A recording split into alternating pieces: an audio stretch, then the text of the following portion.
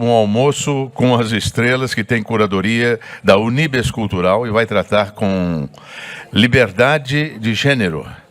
Para muitos, algo incompreensível e para outros, uma condição vital para a formação de sua identidade. Esse é o tema do nosso painel agora. Portanto, convidamos ao palco o Dr. Egidio Doria, que é médico e doutor em nefrologia pela Universidade de São Paulo, coordenador da USP 60+, diretor da Ativen e Aging 2.0 São Paulo, professor da Faculdade de Medicina da Universidade de São Caetano. Quero convidar também o senhor Luiz Baron, homem cis-gay, é fundador canal sobre as questões das velhices LGBT+, o @topassado, autor, juntamente com a SBGG do Rio de Janeiro, pioneiro livro Introdução às Velhices LGBT+, também pioneiro O Brilho das Velhices LGBT. Tem seu trabalho voltado para os cuidados psicossociais das pessoas LGBT 50+. Convido o Dr. Milton Krenit, médico geriatra, doutor em ciências pela Faculdade de Medicina da USP, coordenador médico do Ambulatório de Sexualidade da Pessoa Idosa do HC. E também convidamos os estudantes de medicina de apenas 22 anos. Estão aqui?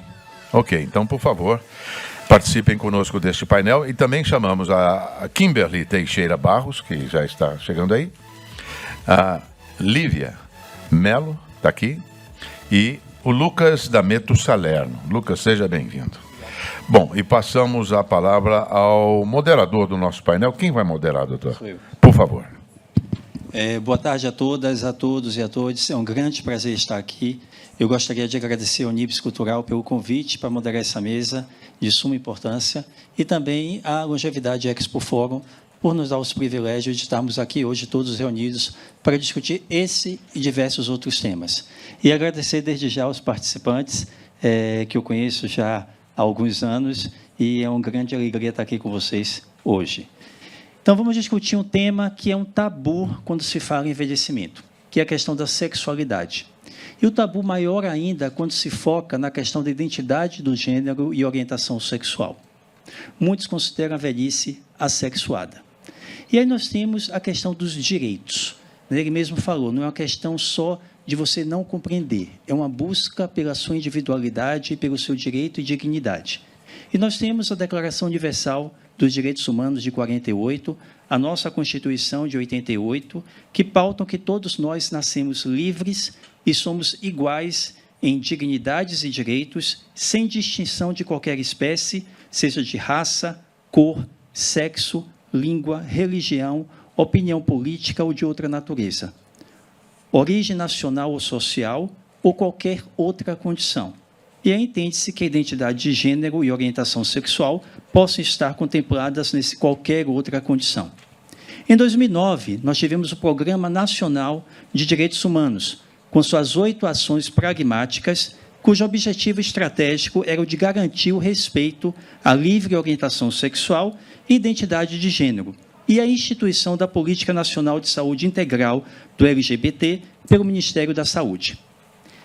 Eu gostaria de saber, Luiz, Milton, qual é a situação atual dos direitos humanos e garantias na diversidade LGBTQIA+. Houve reais progressos dessas últimas décadas até aqui? Podemos dizer que somos todos iguais ou estamos no caminho de sermos todos iguais? Então, boa tarde, né? Ou bom dia para quem ainda não almoçou. Primeiro, agradecer a moderação, a organização do Egidio, agradecer a presença dos meus colegas aqui na mesa, agradecer o convite, a organização desse evento tão bonito. Egidio, eu acho que essa sua fala é muito importante para a gente já sair no ponto de partida para entender isso. Essa sua pergunta, somos todos iguais? E a nossa vida, a realidade diz que não. Inclusive, quando a gente fala hoje sobre envelhecimento, a gente vive num país onde envelhecimento não é um direito de todos, e sim um privilégio de poucos. Até quando a gente for falar essas questões de viver sendo uma pessoa LGBT num país que mata pessoas transexuais, num país que não tem as mesmas condições de acesso, num país ainda muito desigual. Então, claro, a gente avançou muito, existem algumas políticas públicas no papel, que eu acho que a gente tem que transplantar elas para a micropolítica dos consultórios, nos nossos cenários de prática, na UBS, nos hospitais, nas clínicas, mas eu acho que a gente ainda tem muito a vir ainda, muito ainda a batalhar. Então, acho que a pergunta inicial ainda é porque a gente tem que falar disso, né? E acho que eventos como esse, ações afirmativas, ações de políticas públicas para reduzir desigualdades e gerar equidade no cuidado, aí sim a gente vai chegar num mundo onde todos vão ter direitos, né? Então, acho que, infelizmente, a resposta hoje, com o que a gente ainda tem muito para melhorar. Egídio, eu queria agradecer o pessoal do Unibis Cultural, a Expo Longevidade, pelo convite. Queria só observar, antes de responder essa questão, que em 2019 eu estive pessoalmente na Expo Longevidade, que era lá no Center Norte, e eu fui em todos os estandes perguntando a mesma pergunta: qual é a relação da sua empresa ou da sua entidade com a comunidade LGBTQIA+, idosa, já que se tratam de pessoas idosas? E eu não obtive nenhuma resposta. Ninguém tinha uma lida mínima que fosse, uma preocupação mínima que fosse com essa questão. E hoje eu estou sentado aqui junto com os meus colegas, doutor Egídio, doutor Milton, essa garotada que são estudantes de medicina, para falar exatamente sobre essa questão. Então, isso responde um pouco à pergunta do Egídio, se a gente evoluiu com relação a isso. Tá? Por quê? O fato de estarmos aqui falando sobre isso já é um processo de evolução. Porém, existe uma questão que é fundamental, é o entendimento sobre o que é diversidade. E quais são as camadas que envolvem a questão da diversidade. Então, é muito comum você falar, vamos falar sobre diversidade. LGBTQIA+. Opa! Diversidade é um universo de possibilidades, de questões sociais, questões raciais, questões relacionadas à sexualidade, enfim. Mas aqui eu estou para falar sobre as questões LGBTQIA+, na velhice. Tá certo? Então, quando a gente pensa, houveram evoluções, claro, por exemplo, eu estou, junto com a Prefeitura do município de São Paulo, participando da Secretaria de Saúde de um processo de treinamento dos profissionais da UBS, com ensino à distância, então isso é um avanço. Tá certo? Mas é um avanço pequeno. Aí temos os avanços sociais. Hoje em dia as pessoas LGBTQIA+ podem se casar, podem ter filhos. Isso não é lei. Isso é uma jurisprudência. É frágil. E qualquer tipo de governo reacionário pode destruir com isso de um dia para o outro. Então, existem avanços? É claro que existem avanços. Mas esses são os avanços que a própria sociedade cobra para que evolua, né? As políticas públicas em relação ao envelhecimento da população LGBTQIA+, ainda são pífias. Elas começam a esboçar algum tipo de preocupação. E aí vem a questão, dentro da própria política pública, ser LGBT velho, é igual para todo mundo. É igual para hétero. Ser velho é igual para todo mundo? Essa é uma questão que tem que ficar para a gente mesmo poder responder. Não é. E depois nós podemos tratar aqui com as outras questões que a gente vai trazer. Então, nós já tocamos em vários dos tópicos que a gente vai abordar. Mas eu gostaria de ouvir a opinião dos nossos 3 mais jovens, né? Adultos mais jovens, universitários. E, como você falou, nós temos diversas leis, jurisprudências, mas, na prática, vocês sentem-se protegidos? Vocês sentem que seus direitos são observados? Boa tarde a todos os presentes. Estou muito grata por estar aqui nesse evento e estar iniciando essa discussão aqui entre vocês. Já representa muito sobre o que estamos discutindo, sobre essa autoaceitação, sobre se sentir visto. Mas concordo com os nossos queridos que ainda falta muitos avanços, e os avanços que temos até então são muito frágeis. Como estudante de medicina, eu acredito que as nossas universidades, o nosso curso, tem muito espaço para mais, e nós, como médicos, futuros médicos, nós temos que entender que estamos aqui para atender ao povo. E o povo não é aquele ponto inicial, aquela primeira imagem de heteronormatividade, pessoas brancas de uma certa classe. Então, nós sentimos essa falta ainda. No meu caso pessoal, eu senti falta dos profissionais de saúde também essa aceitação. Então, eu busquei essa autoaceitação primeiramente com profissionais da saúde, psicólogos, ginecologista.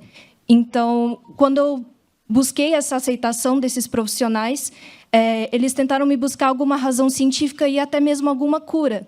Eu me considero parte do espectro assexual. E quando eu primeiramente mencionei que eu não sentia nenhuma atração pelo gênero masculino, primeira pergunta que me fizeram, então você sente atração pelo gênero feminino? Eu falei, não foi isso que eu disse. Eu disse que eu não estou sentindo atração pelo gênero masculino, mas eu também não sinto atração pelo gênero feminino nesse momento. Então, a primeira busca que fizeram foi de procurar um motivo hormonal com a ginecologista, e o psicólogo tentou procurar uma justificativa de algum trauma de infância que criou algum bloqueio, alguma necessidade de rebuscar e procurar qual era o motivo para que a gente curasse esse motivo e que eu possa sentir essa atração pelos gêneros ou atração sexual. Então, eu não me senti vista, eu não me senti aceita, eu não senti que eles estavam numa posição para poder trazer para mim uma validade, trazer para mim uma aceitação para que eu pudesse olhar para mim e me ver uma pessoa saudável. Então, quando eu entrei pela faculdade de medicina, finalmente, eu comecei a procurar isso no curso. Em que momento do curso nós aprendemos a conversar com pessoas diversas? E eu entendo o motivo de que nós temos que olhar para o povo e, assim, não falta pessoas LGBTQIA no mundo para nós pensarmos como uma coisa rara, um paciente que nunca vai entrar no nosso consultório. Esses pacientes aparecem todos os dias, estão em todos os lugares e precisam da gente. E eu sinto que temos esse espaço para essa conversa, temos aulas, tutorias, que são rodas de conversa que nós perdemos muitas oportunidades. Por exemplo, estudamos uma tutoria sobre ISTs e foi uma breve menção sobre o aumento de casos de sífilis nos idosos. E eu sinto que nós tivemos uma oportunidade muito grande de destrinchar essa conversa, mas não foi considerado importante o bastante para que podemos tirar 5 minutos para falar sobre por que isso acontece e por que essas pessoas são invisíveis na sociedade e por que nós não estamos tomando nossa atenção para resolver esse problema. Boa tarde. Eu agradeço muito o convite, me sinto muito honrada, principalmente pelo meu professor querido. Eu acho que eu concordo muito com essa questão de rótulos que a minha colega falou. Eu acho que hoje em dia eu considero que há uma aceitação maior nesse quesito entre nós da mesma faixa etária. Então, eu me considero, na verdade, até privilegiada. E isso é muito ruim de falar, porque o privilégio que eu cito é nunca ter sofrido uma violência física, nunca ter sofrido uma violência verbal muito exacerbada, ou coisa do tipo. Eu tenho uma rede de apoio familiar, então eu considero isso um privilégio. Mas não deveria ser, porque aqui eu estou dizendo que eu tenho o privilégio de poder ser quem eu sou, né? E mesmo assim, dentro da minha rede de apoio, dentro da minha zona de conforto. Não vai muito mais além disso. Sobre essa questão de rótulo, mesmo que tenha uma aceitação maior dentro da nossa faixa etária, nós mesmos, entre colegas, a gente parece que quer esperar e colocar as pessoas mesmo dentro de um rótulo. Então, se eu não me sinto atraída pelo gênero masculino, então você se sente atraída pelo gênero feminino? E não necessariamente. Por exemplo, a minha colega aqui não precisaria falar que ela se encaixa no espectro de assexual, por exemplo. Ela simplesmente não sente atração por homens, não sente atração por mulheres. Ela sabe como ela se sente. E hoje em dia, mesmo tendo essa aceitação maior entre a gente, há essa necessidade de ficar nos rotulando, né? Na faculdade também, estou no 4º período, né, junto com o meu colega aqui, mas a primeira e única até agora oportunidade que a gente teve de ter essa discussão maior foi, inclusive, com uma aula ministrada pelo professor, com a participação do Luiz, e foi assim que até a gente teve essa intimidade maior para estar aqui hoje. Então, eu acho que falta muito nas universidades. E a gente estuda numa universidade particular. Eu acredito que isso também é um privilégio muito grande. E deveria ter mais inclusões nesse sentido. Então, eu fico pensando, imagine nas escolas públicas, né, em relação a isso. Na minha sala, por exemplo, não tem nenhum aluno negro. Né? E eu e o Lucas, por exemplo, a gente tem essa liberdade com o pessoal da nossa sala, todo mundo sabe sobre a nossa sexualidade, mas tem outras pessoas lá que são muito mais reservadas e não sentem essa liberdade. Né? Então, eu acho que é uma via de mão dupla sobre essa questão que o Luiz até mencionou, de a gente tem que aceitar que as pessoas mais velhas têm que aceitar que elas têm desejos, têm uma vida inteira pela frente, têm suas vontades, etc. E também tem que aceitar isso da nossa parte. Então, é uma via de mão dupla. Nós temos que reconhecer a liberdade dos mais velhos, as liberdades dos mais novos, sem essa distinção.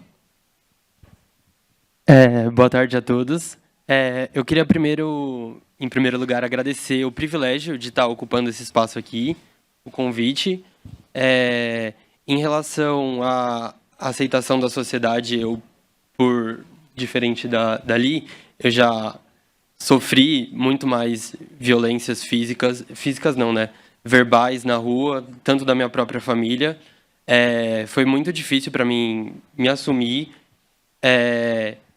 Foi uma coisa que a gente vai conquistando dia a dia. A gente sempre tem aquelas pessoas que sempre vão contar com a gente. Eu, por exemplo, tenho minha tia, que é lésbica, casada com uma mulher, eu moro com ela, e ela sempre foi meu ponto de apoio e que me ajudou a ir conquistando esse espaço perante minha família, meus amigos, perante a sociedade.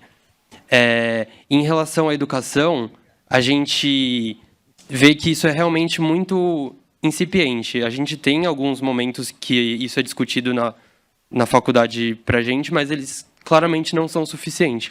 A gente teve, no período todo de 2 anos de faculdade, apenas uma aula que partiu dos nossos professores, e isso é muito pouco para a gente dar o atendimento de qualidade necessário para essa população.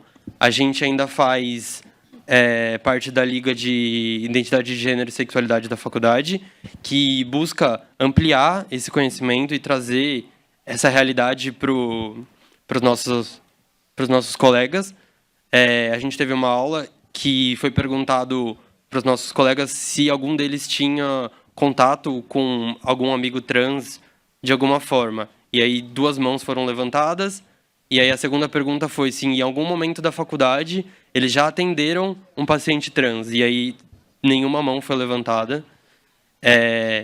Ontem mesmo a gente teve uma tutoria e a gente estava falando de câncer de mama, e eu trouxe a importância, né, de você olhar para a população trans de uma forma diferenciada, tanto pela reposição hormonal, quanto por, às vezes, essas pessoas estarem afastadas do acompanhamento médico. E aí foi realmente um pequeno espaço para essa conversa, e ainda falta muito mais. É uma coisa que a gente tem que estar trazendo por estar mais próximo a essa realidade, por estar mais engajado. E é realmente isso. Os direitos que a gente vem obtendo, eles são realmente frágeis. A gente tem que continuar toda vez batalhando, fortalecendo e querendo mais, ocupar o nosso espaço. A gente quer ser respeitado e a gente quer saber também dar o melhor atendimento possível para todas as populações. E é isso. Muito obrigado. Nós já tocamos aqui diversos aspectos que eu iria abordar, vamos detalhar um pouco melhor.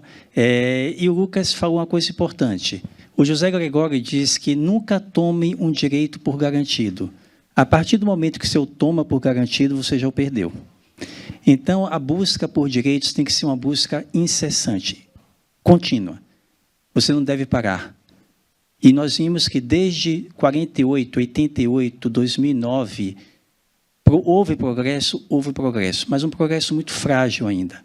As pessoas não se sentem garantidas, as pessoas não se sentem seguras para expressar o que é o básico, expressar a sua individualidade. Tem uma frase no livro que o Milton foi editor, que o Luiz participa, que ele diz que essa sopa de letrinhas não é uma sopa de letrinhas. Cada uma dessas letras representa uma luta pela individualidade. Né? E se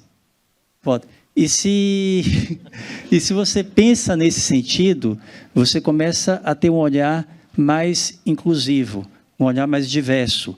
Como o Luiz mesmo falou, quando a gente fala de inclusão, diversidade nas empresas, a idade é muito pouco representada. Quando é representada? Imagine a questão da orientação e identidade sexual numa pessoa mais velha. Né? Uma minoria dentro de uma possível minoria.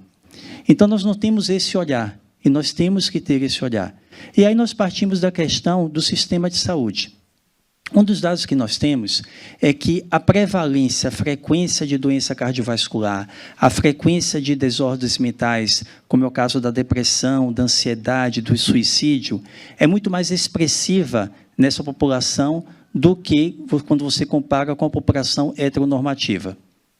E vários fatores são responsáveis por isso. Um deles, obviamente, é o estresse crônico que todos passam, à medida que você tem que ficar sempre na espreita de se você vai ter a sua integridade violada ou não. Como é que vão te perceber? Como é que você vai ser aceito? O outro é um sistema de saúde que não está preparado. E aí nós temos aqui o Milton, que é coordenador do ambulatório do Hospital das Clínicas de Diversidade, e o Luiz, que é o coordenador da ONG Eternamente Sou. Eu gostaria que vocês comentassem um pouquinho como poderia ser esse sistema de saúde mais adaptado, visto que vocês estão em dois ambientes, que são dois ambientes que nós não podemos, obviamente, eles não são iguais, né? Eles têm particularidades que os diferenciam do que existe na prática. Então, acho que excelente pergunta, Egídio. Eu acho uma das áreas que eu mais estudo é sobre o acesso à saúde. E o que é acesso à saúde, né? Então, e daí a gente entender por que o acesso à saúde da população LGBTQIA+, é diferente da população heterossexual e cisgênero. Então, às vezes, a gente tem a impressão que acessar a saúde é eu entrar pela porta de uma unidade de saúde. Só que acessar a saúde é muito além disso, é muito além de eu entrar pela porta de uma UBS. Primeiro, a gente divide em 3 pilares o que seria acesso à saúde. Desde se eu tenho capacidade de chegar lá, se eu tenho dinheiro para pegar o transporte, se tem transporte, se o lugar está aberto na hora que eu não estou trabalhando, se eu sou bem recebido, se eu tenho uma confiança nesse local. Então, assim, a decisão de eu sair de casa e ir procurar ajuda médica, um profissional de enfermagem, de psicologia, já é impactada da maneira como eu percebo se aquele serviço está disponível para mim ou não. Então, isso já é o ponto de partida. E, às vezes, a pessoa nem sai de casa porque sabe que aquele serviço não é para ela. Então, isso é uma questão do acesso, e outro é a relação também do profissional com o usuário, e outro é o contexto onde essa pessoa está inserida, relacionado à economia, ao racismo estrutural, a diversas questões dos determinantes da nossa sociedade. E aí a gente pensar quais são as principais barreiras, além disso, do acesso à saúde que a população LGBTQIA+ tem. Também falar em 3 pilares. Um pilar é da organização, o outro pilar é da relação, e o outro pilar é dessa questão do contexto. Então, vamos imaginar a organização de um serviço, né? Então, a gente entender que quase 99% dos serviços onde a gente atua, onde a gente está presente, eles são organizados e toda a organização dele é pautada numa lógica hetero-cis-normativa. Então, desde o formulário onde a gente atende, desde o ambiente, da sala de espera. A gente esquece a potência que uma sala de espera é numa unidade de saúde e que fotos, que revistas, que representatividade tem nessa sala de espera. Como que é o banheiro é representativo, eu tenho acesso ao banheiro, entre outras coisas, da organização hetero-cis-normativa, inclusive do treinamento de todo mundo que atua lá, desde o profissional da segurança, o profissional da limpeza, até o profissional da saúde. O outro pilar de barreira de acesso à saúde é a relação, como se dá a relação do usuário conosco, profissionais da saúde, e isso é uma condição determinante para a qualidade da assistência. Se o usuário se sente bem recebido, se sente acolhido, sente a empatia daquele profissional. E o outro é o contexto também, de novo, pautado por questão econômica, social, elitismo, racismo, LGBTfobia. Então, a gente vai agrupando tudo isso e tentar organizar melhor os nossos profissionais, então, eventos como esse, capacitação, educação, entre Paulo Freire na veia, para a gente resgatar essa questão educacional importantíssima e organizar melhor os nossos serviços, além da lógica hetero-cis-normativa. Bom, pessoal, eu estou aqui, dos universitários e dos doutores, eu estou me sentindo aqui, enfim, estou feliz de estar aqui, queria dizer isso, só marcar. Dizer o seguinte, que o acesso à saúde, assim como outras questões voltadas para a diversidade ou não, para mim tudo é diversidade, ele reflete o tipo de população que nós somos. Ele nada mais é do que a aparência de quem a gente é como nação, como cultura, como, enfim, como pessoa, inclusive. Então, eu queria fugir um pouco do que o Egídio trouxe, mas também falar sobre isso, que, de alguma forma, é a necessidade da lida com a diversidade, ela está muito mais perto de todas as pessoas do que as pessoas imaginam. Você é uma pessoa hétero, cis, branca, tal, no topo dos privilégios, classe média, tal, a diversidade também diz respeito a você. A diversidade diz muito do povo que trabalha bem ou não com ela, tá certo? Uma cultura, uma nação que trabalha bem a diversidade, não estou falando só de diversidade sexual, que eu vou falar já já, diz tudo sobre aquela população. Então, quando a gente vem aqui para falar sobre diversidade, a gente não está falando um papo que está distante das pessoas que estão aqui e que não fazem parte dessa diversidade sexual, ou seja lá qual for. A gente está falando para todo mundo, porque a diversidade diz respeito a todas as pessoas. É uma responsabilidade de todas as pessoas. A inclusão da diversidade na vida de cada um engrandece a sua vida. Ela colore a sua existência. Tá certo? Então, depois de falar isso, eu digo o seguinte, que é evidente que esse serviço de saúde, essa receptividade, tudo que envolve receber a diversidade, ele está muito aquém do que deveria existir. Mas quando a gente trabalha com velhices, eu acho que a gente tem que ter 3 focos. As velhices de hoje, são aquelas que necessitam ter cuidados, principalmente quando se fala em velhice de minorias, como é a questão da velhice LGBTQIA+, que estatisticamente, não estou falando especificamente da velhice, mas estatisticamente as pessoas LGBTQIA+, têm questões emocionais ou de saúde mental em torno de 40%, contra 20% das pessoas heterossexuais. O que quer dizer? Que as pessoas LGBTQIA+, têm saúde mental pior? Não. Quer dizer que essa é uma população que cresceu sobre a égide da opressão. E que você não consegue fazer um adulto saudável quando você trata uma criança dessa forma. Então, eu queria voltar para a questão da saúde. O que acontece? Quando uma pessoa diversa, uma pessoa LGBTQIA+, chega num posto de saúde e ela não é atendida corretamente logo na recepção, provavelmente ela não voltará mais. Não existem dados estatísticos sobre isso, que é outra coisa que eu gostaria de falar sobre dados estatísticos. O que monta as políticas públicas, o que monta essa conversa que nós estamos tendo agora, as futuras, são dados estatísticos. Não existem dados estatísticos sobre a população LGBTQIA+, velha, a não ser os do Milton, que ele produziu. Tem outros que são pífios, mas eu confio muito no trabalho do Milton. O trabalho de doutorado do Milton é voltado ao acesso à saúde pela população, 50+, e que há um recorte aí que premia que as pessoas indiquem a sua orientação, a sua identidade, que isso é fundamental. Mas, porém, será que essa pesquisa ela foi nos rincões mais recônditos desse país para saber aquelas pessoas de menor poder aquisitivo que talvez não tenham tido acesso à pesquisa? Será que isso reflete exatamente? Será que a gente não está numa situação muito pior do que parece? Eu só queria falar mais um negocinho, gente. Agora, queria, sobre a fala desses garotos aqui, que eu estou encantado, das garotas e dos garotos, eu queria dizer o seguinte, eu trabalho com questões LGBTQIA+, eu lido com isso há mais de 40 anos. E o que eles estão falando aqui, eu ouvi isso há 40 anos atrás. Tá certo? Então, há uma evolução, é evidente, nós estamos todos sentados aqui falando sobre questões de diversidade. Mas quando eu ouço um garoto de 20 e poucos anos, estudante de medicina, falar que sofreu agressão verbal, parece que eu voltei 40 anos atrás. Então, há uma evolução, sim, mas não há evolução suficiente. A evolução tem que ser como cultura, como população, como povo. Desculpa, é que eu me... Não, tá ótimo.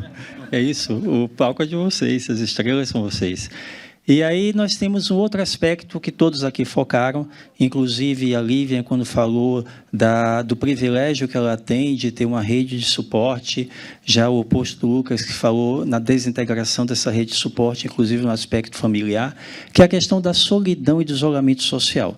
nós vimos o quanto você estar com o outro é importante, sobretudo agora nesse momento da pandemia que nós vivemos isso nesses 2 últimos anos. E nós temos dados que respaldam que a população LGBTQIA+, é uma população que tem maior fator de risco para ser considerada, para se sentir sozinha e ter a questão do isolamento social. E nós vimos, obviamente, a questão do impacto das mídias sociais, das redes sociais. Só que quando a gente fala da questão da população LGBTQIA+, envelhecida, nós temos um limite que é a aceitabilidade dessa rede social em relação a essa imagem da pessoa mais velha. E aí eu gostaria de comentar com vocês, experiência pessoal, se essa rede de suporte, sobretudo o Luiz, que trabalha na ONG, e o Milton também, ela é uma rede de suporte que está bem estabelecida, e qual o impacto que isso tem numa população que saiu do armário e que agora, ao atingir a velhice, está tendo que voltar ao armário de novo para ter um mínimo de aceitabilidade. Bom, eu vou responder primeiro dessa vez. A gente tem uma lida dioturna dentro da Associação Eternamente Sou. Para quem não conhece, a Associação Eternamente Sou, ela foi fundada para lidar com questões do envelhecimento e da velhice da população LGBTQIA+, com mais de 50 anos. Né? Ou seja, a gente cuida de pessoas que, para dentro da nossa comunidade, são velhas.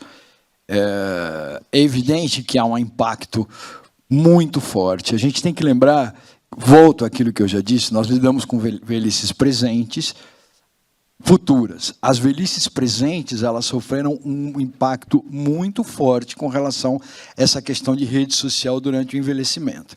Elas são oriundas de uma realidade muito opressora, que para viver sua orientação e sua identidade, elas saem dos seus núcleos familiares, muitas vezes saem das suas famílias, para poder estar numa cidade onde fosse permitido, ou pelo menos ela tivesse um núcleo de convívio que permitisse a orientação e a identidade dela ser vivida plenamente. Essas pessoas chegam à velhice com as redes de apoio, que são os seus próprios amigos, as suas próprias pessoas conhecidas, que, por outro lado, também estão envelhecendo, que, por outro lado, também precisam de ajuda. Então, a resposta, essas redes estão fortalecidas? Não. Absolutamente não. A Eternamente Sou faz um trabalho muito sério com relação a isso, mas a gente é muito pequeno. As nossas pernas são pequenas, mas a nossa vontade é bastante grande. Mas a resposta para isso é não. Não existe rede de apoio social para a população LGBTQIA+, idosa. Eu acho que aproveitar essa fala, acho que falar 2 coisas, aproveitando a fala do Luiz. Então, um é o conceito da questão da família de escolha. Então, muitas vezes, para quem é LGBT com mais de 50 anos, nessa questão de ter rompido com as suas famílias biológicas, famílias consanguíneas, criou laços melhores com pessoas da sua escolha, da sua vida. E eu acho que nós, e aí falando do meu lugar de fala como pesquisador da área da saúde e para os futuros médicos também, nós não temos nenhum preparo durante a graduação de medicina até para saber como lidar, porque às vezes na nossa graduação a gente vai se preparar para falar de uma decisão difícil no fim da vida, uma decisão frente a alguma doença grave, com a família biológica, até em relação a aspectos legais. Então, falta até preparo para nós, da área da saúde, para lidar e incorporar a família de escolha nas nossas discussões da área da saúde. E uma outra questão, além da família de escolha, que talvez vai ser o único suporte social, e ainda dentro de uma rede de suporte social precário para essa população, falar da pesquisa do Diego, nosso amigo que está aqui. Diego está estudando as questões relacionadas a pessoas idosas LGBTs e instituições de longa permanência. Né? Qual que é a realidade das instituições de longa permanência do nosso país no acolhimento dessas pessoas? Então, a gente ainda não tem esse dado, o Diego vai responder para a gente daqui a alguns anos, é um trabalho árduo, mas também imaginar a instituição de longa permanência como um espaço de acolhimento dessas velhices quando existe uma fragilidade física ou cognitiva. E será que essas instituições, primeiro, generalizando, talvez nem acolhem bem a sexualidade lato sensu, quiçá a gente falar de uma sexualidade minorizada. né? Então, acho que como que se dá a vida de uma pessoa trans, de uma mulher lésbica, uma pessoa bissexual, um homem gay, dentro de uma instituição com outros idosos, que podem ser conservadores, e também com uma equipe de saúde conservadora. Então, acho que isso é uma questão bem importante também para a gente discutir. E vocês, como é que vocês sentem essa rede de suporte e qual o papel que vocês acham das mídias sociais? Bom, com certeza, com a internet, as redes sociais e toda essa evolução tecnológica, sentimos que a voz da juventude tem sido cada vez mais ouvida.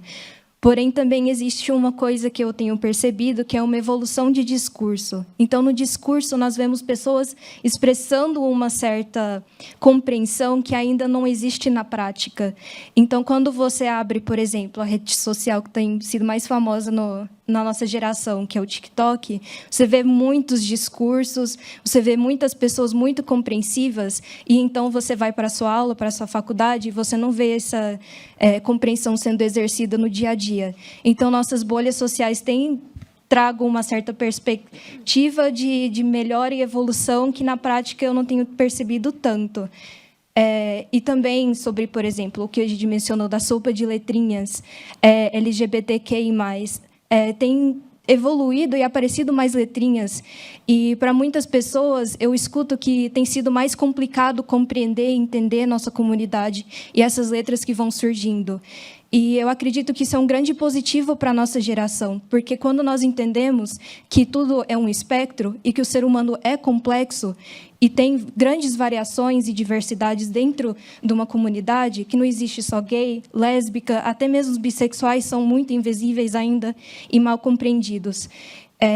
No meu caso, eu fui uma das pessoas que não entendia muito bem a importância desses rótulos há muitos anos atrás. E isso foi evoluindo quando eu percebia que os rótulos básicos que tinham antigamente não encaixavam para mim.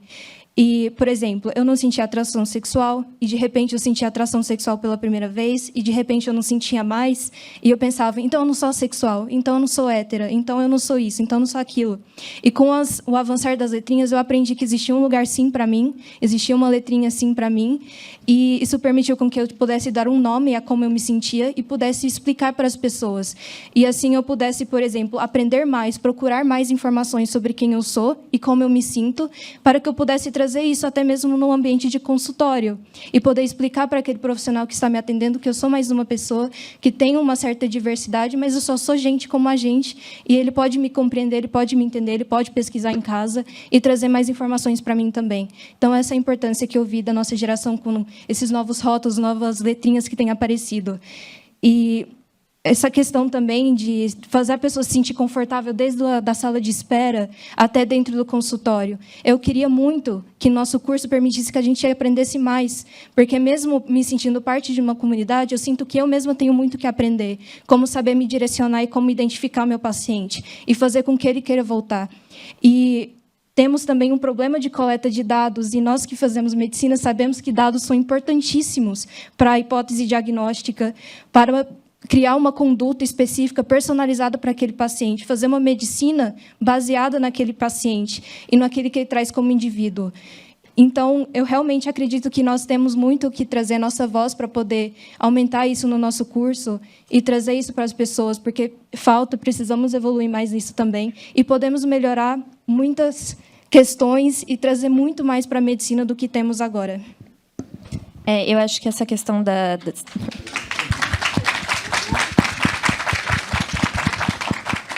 Essa questão das redes sociais, elas trazem uma falsa impressão muito grande, porque, particularmente, eu acho que, hoje em dia, as pessoas têm vergonha de expor o preconceito delas na mídia, porque elas são passíveis de julgamento, né?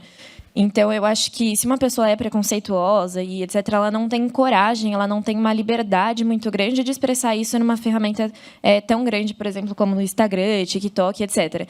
Mas, quando não tem essa população tão grande para visualizar o seu preconceito, né? Isso é muito diferente. Então, eu conheço pessoas que são preconceituosas e jamais expressaram isso nas redes sociais, mas, fora delas, é uma situação totalmente diferente. em relação às redes sociais, nesse papel das pessoas mais velhas também, realmente não há essa discussão. Eu me exponho na minha rede social, principalmente para os meus amigos mais próximos, então a questão da sexualidade e tudo mais, mas eu nunca vi nenhuma pessoa mais velha fazer isso, e é uma coisa que me preocupa, porque numa aula ministrada pelo professor, que com a participação do Luiz, ele falou uma coisa que me deixou muito pensativa. Eu me considero bissexual e quando eu ficar mais velha, eu não vou deixar de ser bissexual. Então, quer dizer que lá na frente eu vou parar de me expor nas redes sociais, eu vou parar de trazer essa discussão. Então, isso é uma coisa muito importante também. A gente não deixa a nossa sexualidade, isso não é uma opção, né? E a gente vai permanecer com ela. Então, tal como eu estou conversando aqui agora com vocês, eu pretendo conversar e ter outras oportunidades quando for mais velha. A Livian falou, né, em relação a essas pessoas mais velhas, eu acho que a nossa conversa intergeracional, né, entre gerações, é uma troca muito rica. Eu converso bastante com pessoas LGBT de mais idade e a gente percebe mesmo que essas pessoas têm um medo maior.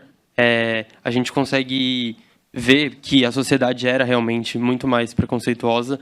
A gente pode ver, por exemplo, aqueles vídeos na internet que as pessoas entrevistavam as pessoas e eles realmente achavam correto e normal agredir ou até mesmo matar pessoas homossexuais. E com isso a gente tem evoluído bastante de fato. A internet nos possibilita realmente uma educação e nos traz informação a respeito disso tudo, mas, por outro lado, também traz consigo uma onda crescente que a gente observou nos últimos anos, né, de um discurso de ódio que acaba afetando também a saúde mental de forma geral. Ao mesmo tempo que isso é mais debatido, também é mais combatido. E é importante que a gente não deixe de sempre estar lutando e buscando esse conhecimento. E eu ia falar mais alguma coisa, mas eu esqueci. Então. Eu tinha várias outras perguntas. Infelizmente, o tempo está acabando, só temos mais 20 segundos. Eu gostaria só de deixar um dado aqui para que vocês todos refletissem, se vocês não têm conhecimento desse dado. Mas o Brasil liderou por 12 anos consecutivos o ranking dos países mais violentos para a população LGBTQIA+. Né? Dados mostram que a expectativa média de vida no Brasil de um transexual é de apenas 35 anos. E dados do Grupo Gay da Bahia de 2019 apontaram 329 mortes violentas, com 297 homicídios e 32 suicídios. Então, temos que pensar nisso. Isso é a nossa sociedade, isso é a nossa realidade. Nós não podemos dizer nunca que somos todos iguais enquanto tivermos dados como esse. Então, obrigado a todos. Foi um grande prazer estar aqui com vocês. Sempre é um privilégio. Obrigado, gente. Obrigado.